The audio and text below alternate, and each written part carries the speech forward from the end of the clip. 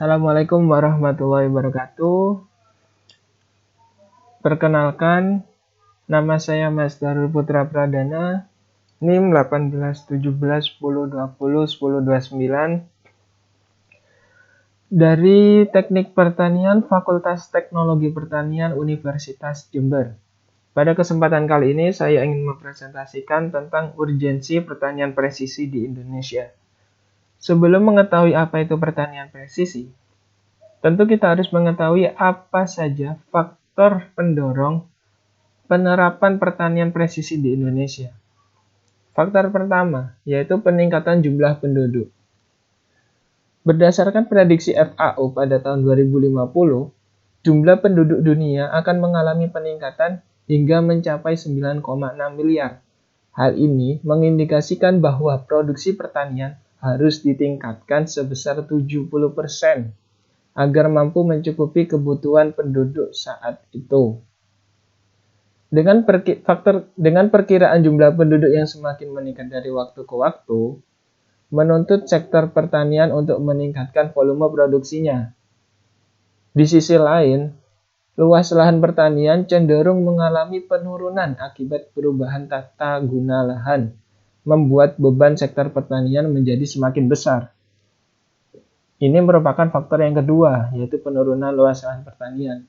Faktor yang ketiga, yaitu adanya proyek ketahanan pangan nasional yang digagaskan oleh Presiden Joko Widodo. Sedangkan faktor yang terakhir, yaitu adanya fenomena petani tua. Maksudnya petani tua di sini yaitu sebagian besar tenaga kerja di bidang pertanian terdiri dari kelompok usia tua. Hal ini disebabkan oleh sulitnya regenerasi tenaga kerja di bidang pertanian. Nah, kita masuk ke topik intinya yaitu apa itu pertanian presisi. Pertanian presisi merupakan solusi tepat guna untuk mencapai pertanian berkelanjutan, efisien, serta meningkatkan produktivitas. Ada beberapa implementasi atau manfaat nanti yang dari penerapan pertanian presisi. Pertama yaitu monitoring lahan. Pada monitoring lahan, kita dapat mengetahui kondisi lahan secara real time. Berapa luasan lahannya, daerah mana saja yang siap dipanen, dan lain sebagainya. Selain untuk monitoring lahan, manfaat dari pertanian presisi yaitu monitoring pertumbuhan tanaman. Pada monitoring pertumbuhan tanaman, kita dapat mengetahui tanaman tersebut membutuhkan apa saja. Apakah terjadi kekurangan nutrisi, apakah terjadi kekurangan air, apakah suhu dan kondisi cuaca pada tanaman apakah sudah cocok, dan lain sebagainya. Sedangkan manfaat yang ketiga yaitu pengukuran tingkat warna daun. Seperti yang kita ketahui, daun merupakan faktor utama terjadinya proses fotosintesis.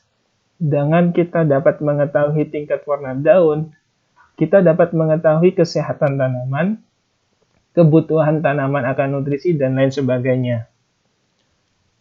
Kesimpulannya, menerapkan pertanian presisi di Indonesia menjadi tantangan tersendiri mengingat tingkat pendidikan para petani yang relatif rendah. Akan tetapi dengan adanya dukungan dari berbagai pihak, terutama dari pihak pemerintah Indonesia, implementasi pertanian presisi bukan hanya sekedar impian belaka. Sekian presentasi yang dapat saya sampaikan, kurang lebihnya mohon maaf. Terima kasih, salam sejahtera untuk kita semua. Wassalamualaikum warahmatullahi wabarakatuh.